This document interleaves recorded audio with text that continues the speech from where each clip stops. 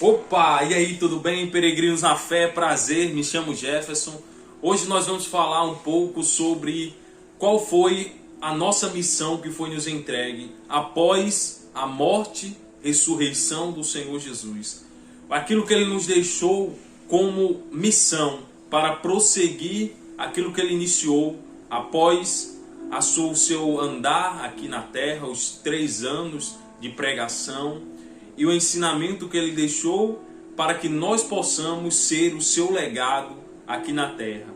E assim completar e seguir a jornada, ensinando e repassando o que de graça nos foi dado, que foi a nossa salvação, que foi a oportunidade de estar ao lado dele e repassar esse conhecimento para os outros. Mas antes que a gente entre na palavra, queria te pedir que deixe o seu like, comente, compartilhe, coloque aí aquela informação, aquela dúvida que você tem, que eu estarei respondendo. Se você também disser, Jefferson, acho que esse conteúdo é importante, então envie para aquela pessoa que você acha importante. Se inscreva no canal, assine o sininho. Outra coisa também muito importante é que segunda-feira nós vamos começar uma nova série. Essa série nós vamos falar e ler a Bíblia de Gênesis a Apocalipse. Jefferson, com qual propósito? Para podermos aprendermos mais. E através da exegese, nós vamos ler a palavra e interpretar ela na íntegra. Sem pular, sem fatiar, para ficar uma coisa mais concisa. Então nós vamos iniciar essa série segunda-feira. Nós vamos ler a Bíblia de Gênesis a Apocalipse. E toda semana nós vamos ler um capítulo, para que não fique algo muito pesado, que seja prático, que possa ser rápido e também que essa informação consiga ser absorvida da melhor forma possível. Então, pessoal, vamos seguindo aqui. Hoje a palavra ela se encontra no livro de Marcos. Nós vamos ler no livro de Marcos, capítulo 16. Marcos, capítulo 16, versículo 14. Antes que a gente inicie, eu queria pedir a vocês que, se vocês pudessem, fecharem seus olhos. Caso não possam, vamos entrar em espírito de oração. Por mais que você não feche seus olhos, se você estiver no trabalho, estiver em algum lugar que estiver somente escutando, entre em espírito de oração, somente através da sua consciência. Senhor Jesus, meu Deus, diante da Tua presença, Pai, eis que aqui nós estamos, Senhor. Nós somos gratos primeiramente, Senhor, por poder, meu Deus, falar contigo, pelo Teu amor, pela Tua benignidade, por mais uma oportunidade, Jesus, de podermos dizer que nós te amamos, que nós te servimos, que o Senhor és o nosso, meu Pai, galardão, és a nossa pedra angular. Meu Deus, abençoa a palavra, Senhor, dai-nos um coração quebrantado, nos ensina a viver e praticar a Tua palavra. Crava cada uma delas em nosso coração, Senhor Jesus, e que nós possamos refletir a Tua glória, que nós possamos ser o sal dessa terra. Amém. Glória a Deus. Então diz assim, Marcos capítulo 16, versículo 1, diz: a ordem para evangelizar. Então, o Senhor ele deu uma ordem. E qual foi essa ordem, Jefferson? Evangelização. E o que é evangelizar, Jefferson? Evangelizar é anunciar. Anunciar o quê? Anunciar as boas novas.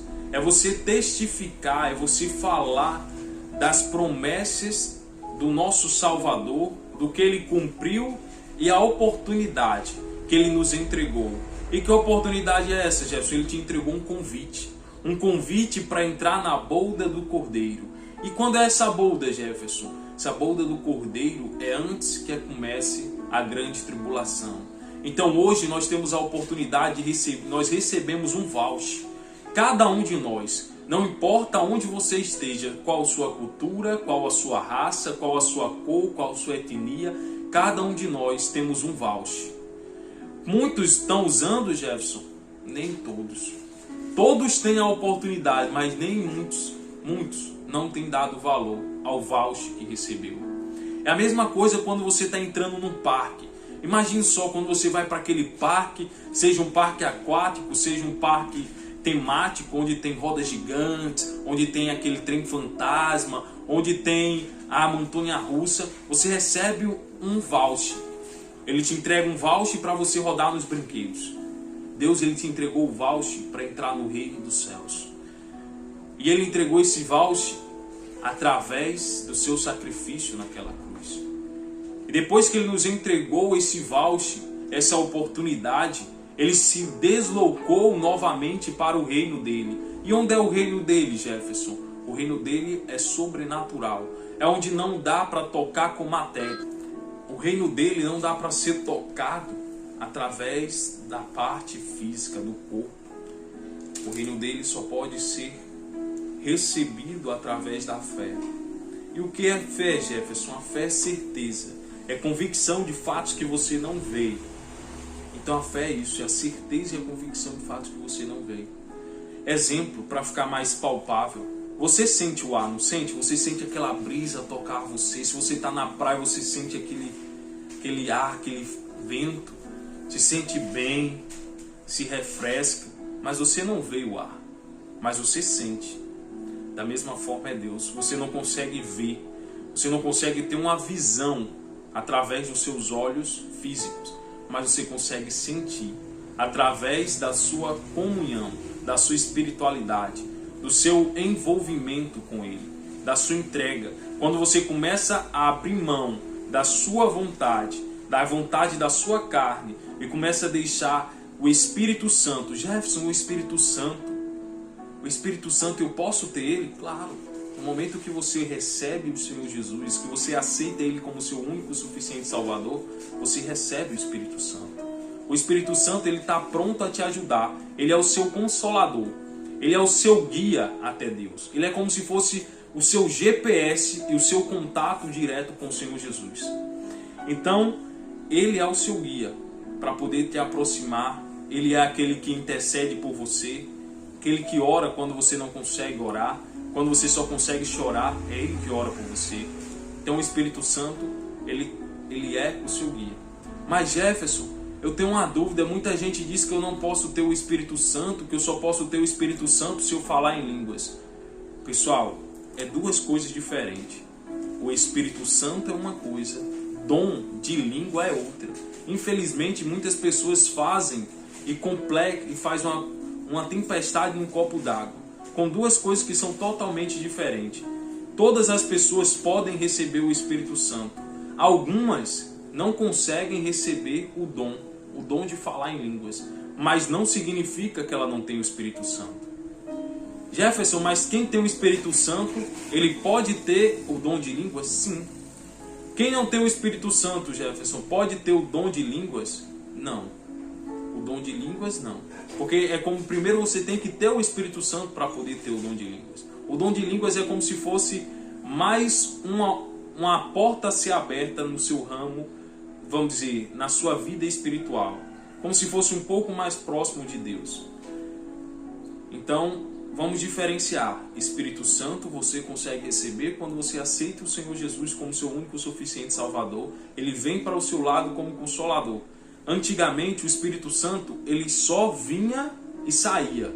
Ele não ficava na pessoa. Hoje o Espírito Santo ele se torna o nosso consolador. Ele habita dentro de nós. No Antigo Testamento ele vinha como nuvem, como neblina. Ele iluminava, ele abençoava e depois saía. Hoje nós temos a oportunidade de sermos o receptáculo dele. Nós somos o templo. Por isso que Deus ele diz que nós somos o templo. Nós somos morada. Como assim, Jefferson? Eu sou morada do Espírito Santo? Sim, o seu corpo é um receptáculo. Onde tem a sua alma, onde tem seu espírito, onde tem sua mente. Então, dentro dela, você consegue ter a sua consciência, que é a sua mente. Você consegue ter o seu espírito e o Espírito Santo. E tudo isso incluso dentro do seu ser. Então, isso só foi para poder dar um embasamento para você entender um pouco mais sobre o que a gente vai falar aqui. Tirando algumas dúvidas também, tirando alguns misticismos que algumas pessoas colocam.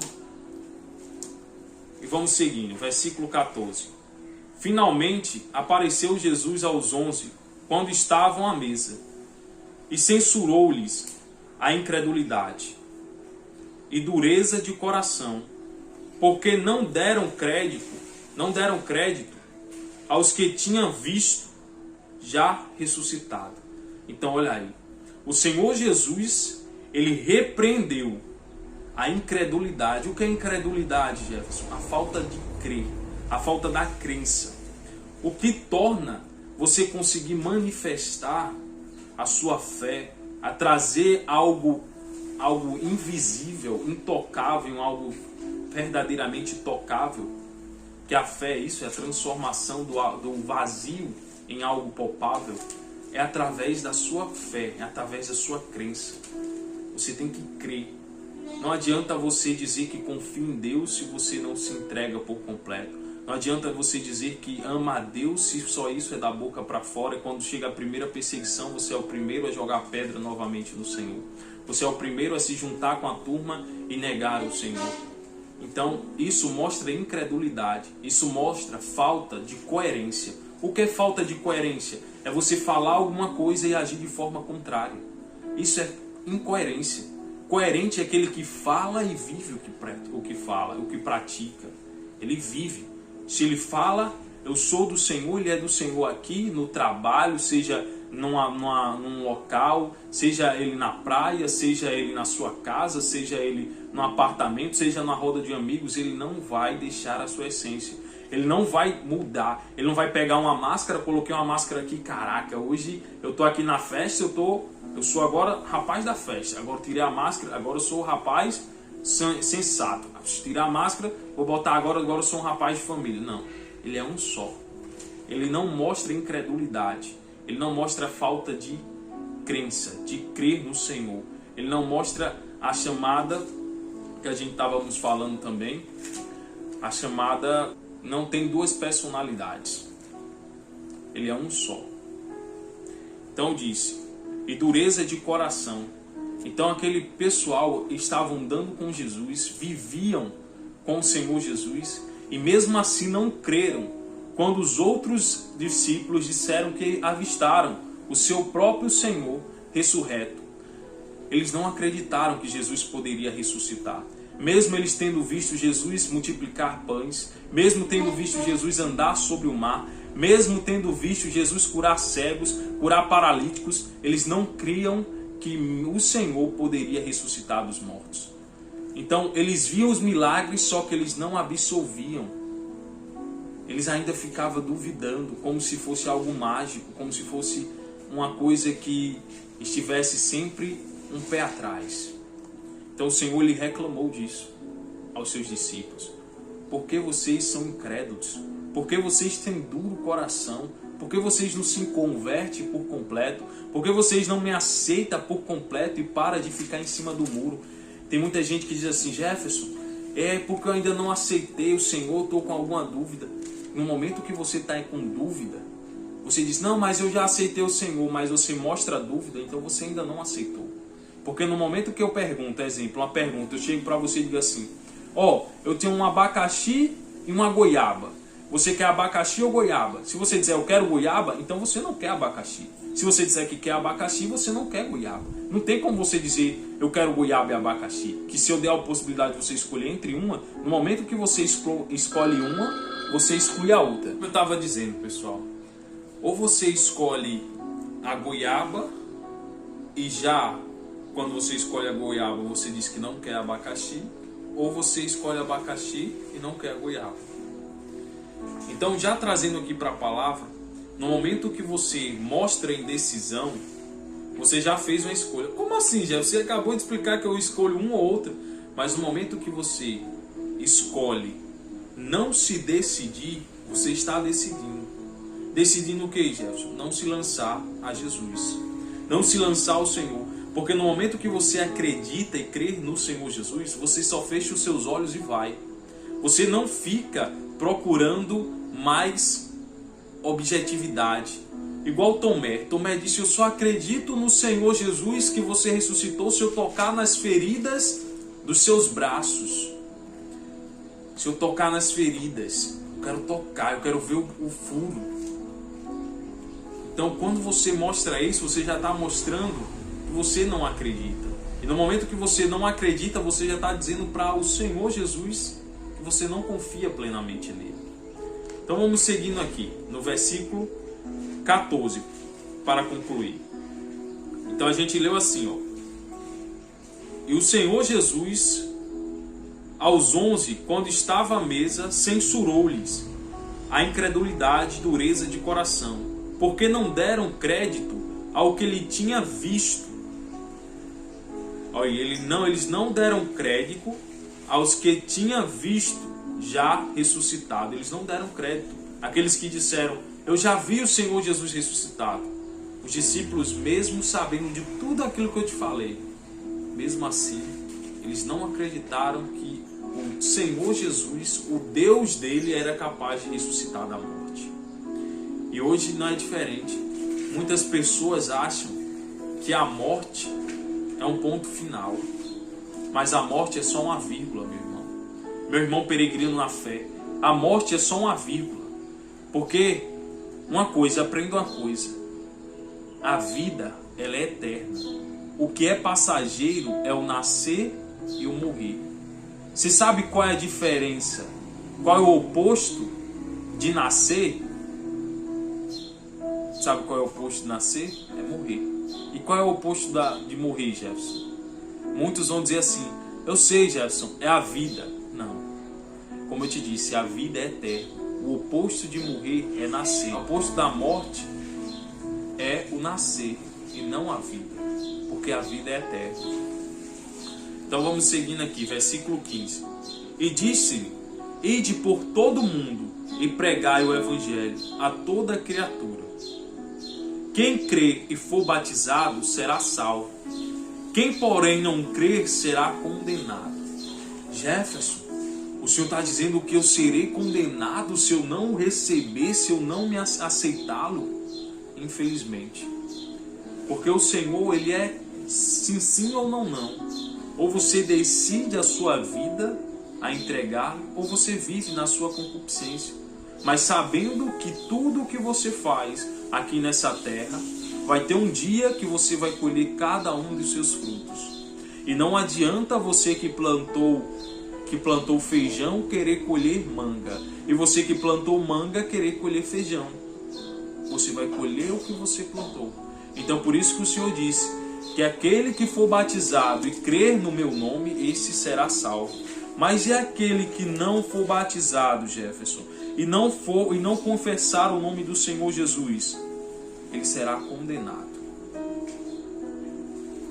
Jefferson, mas aconteceu que eu conheço uma pessoa que ela se converteu ao Senhor e acabou que ela morreu e não foi batizado. Ela vai para o inferno?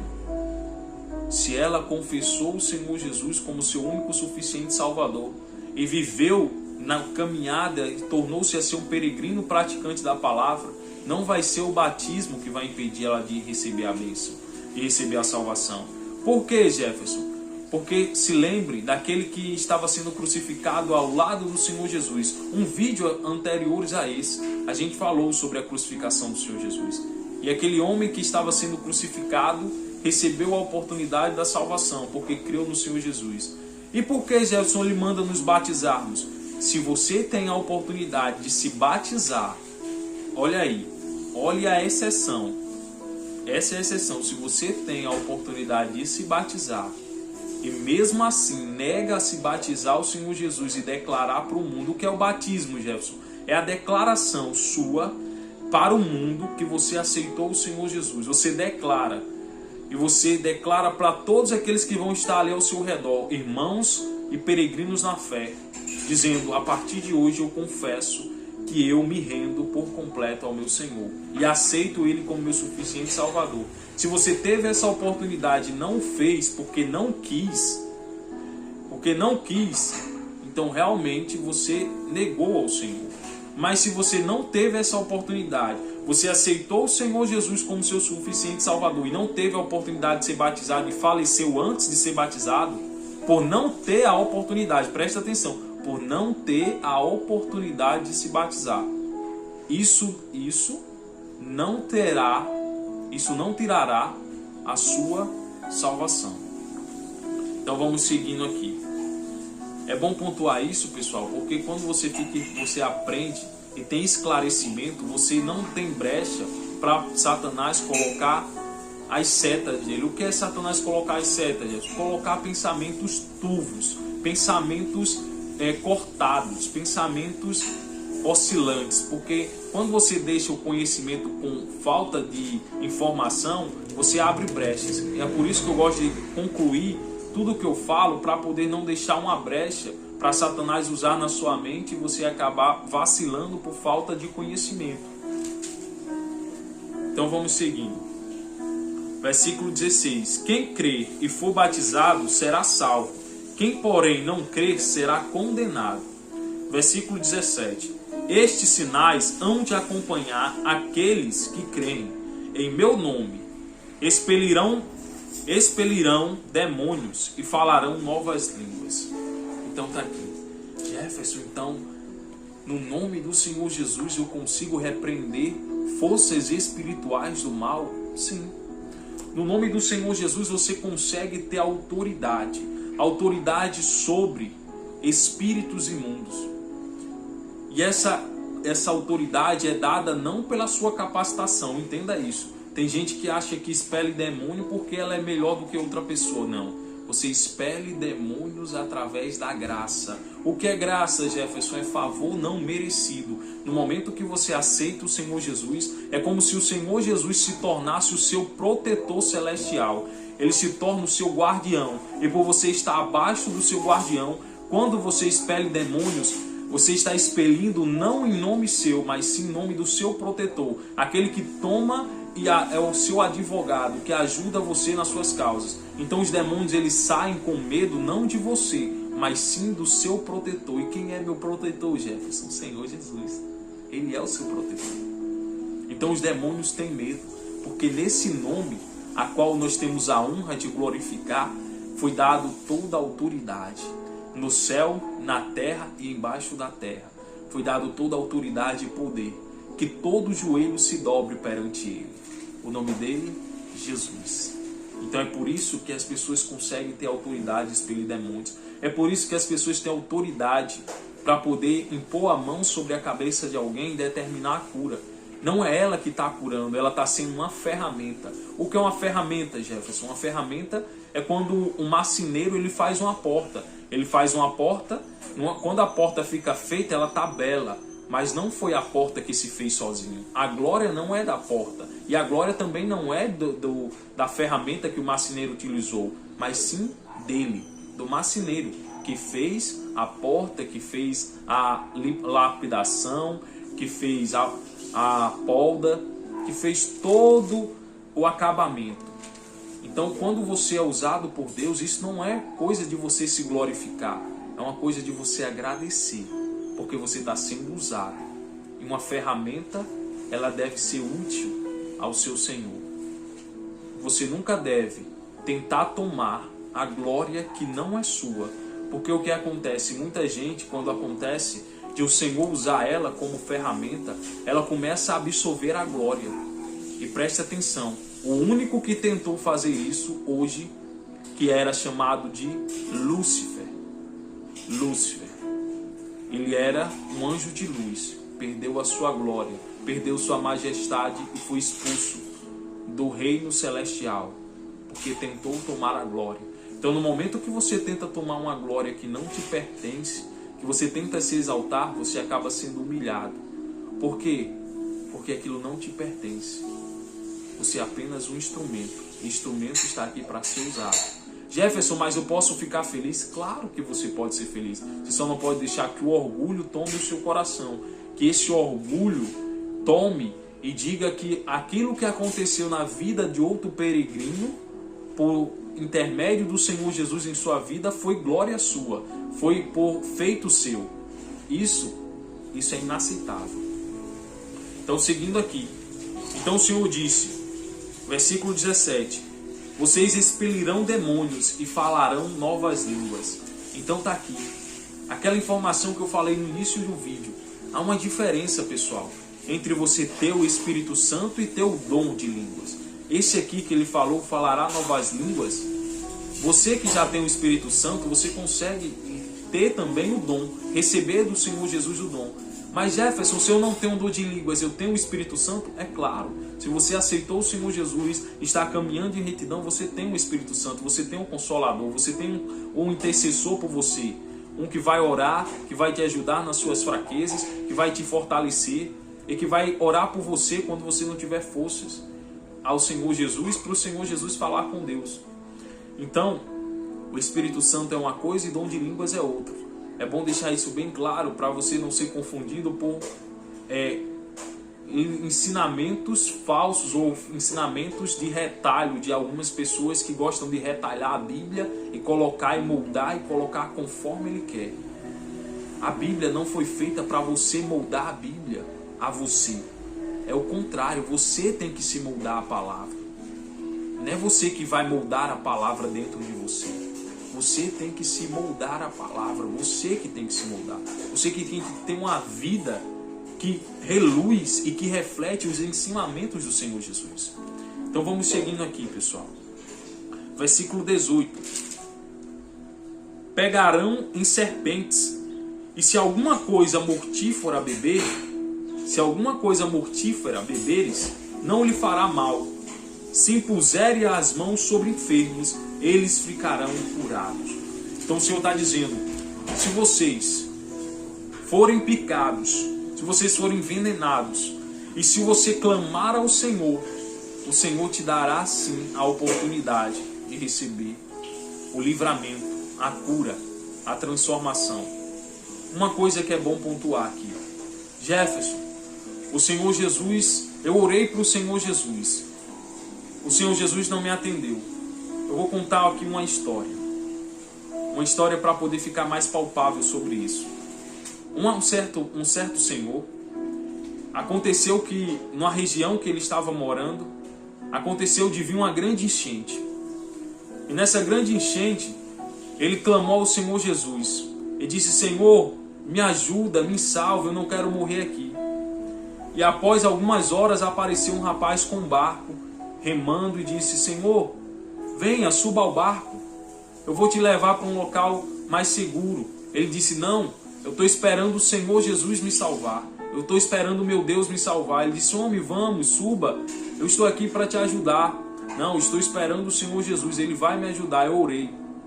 E aquele homem foi embora.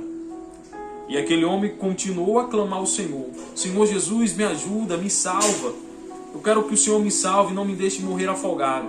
E chegou um homem de lancha, passou ali com a lancha, passou, foi lá na frente e voltou. E disse, Senhor, venha, suba na minha lancha para que você não se afogue, eu vou te ajudar, suba aqui. Ele disse, não, eu estou esperando no Senhor, o Senhor vai me responder. E aquele homem, por favor, suba, meu Senhor, eu quero te ajudar. Ele disse, não, eu estou esperando no Senhor. E ele foi, aquele homem foi embora na lancha. E passou-se mais um tempo, já quase de noite, aquele homem clamando ao Senhor. Chegou um navio da guarda costeira, dizendo, Senhor, eu estou aqui para te ajudar, vamos, suba no barco, eu vou te salvar, eu vou te ajudar.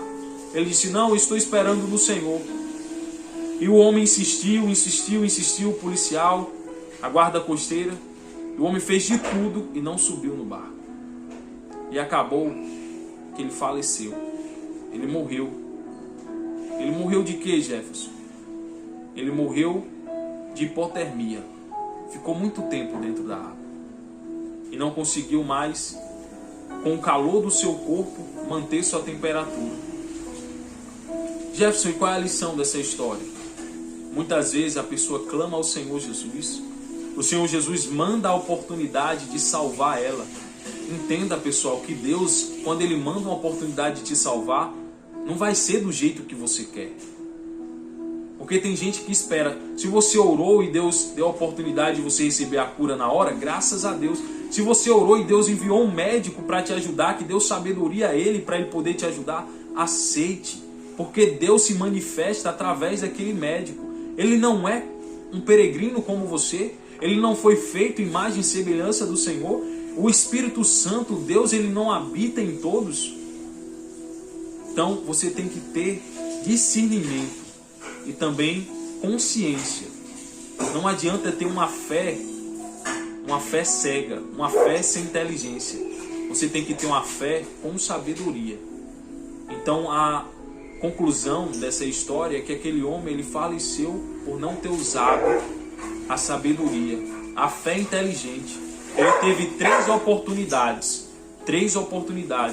de ser salvo e mesmo assim negou, esperando que Deus viesse salvar. Ele achava que Deus ia descer do céu para o salvar, mas Deus mandou 3 oportunidades e as 3 ele deixou ir, esperando que Deus se moldasse a ele, que Deus descesse do céu, pegasse na mão dele e levasse ele para um lugar seco, um lugar onde ele poderia passar a não ter perigo de vida.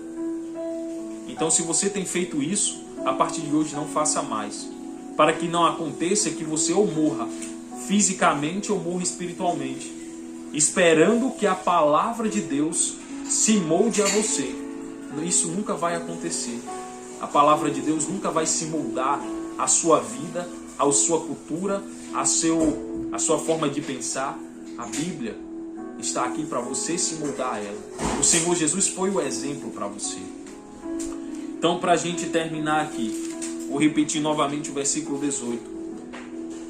Pegarão em serpentes, e se alguma coisa mortífera beber, não lhe fará mal. Se impuseres a mão sobre enfermos, eles ficarão curados.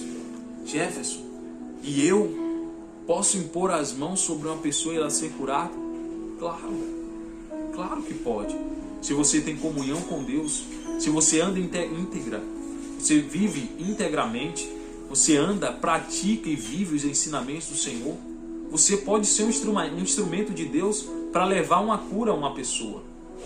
Você pode ser instrumento de Deus.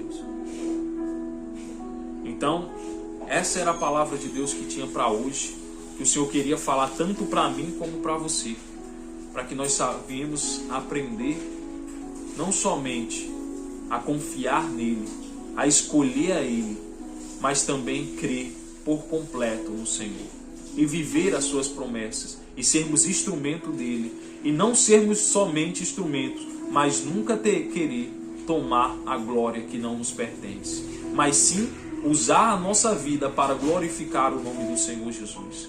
E por consequência, quando você exalta e exala a glória de Deus, você é exaltado, não porque você mereça, mas porque a glória de Deus se expande de tal forma que cobre a sua vida, e você também se torna aparente, você se torna iluminado.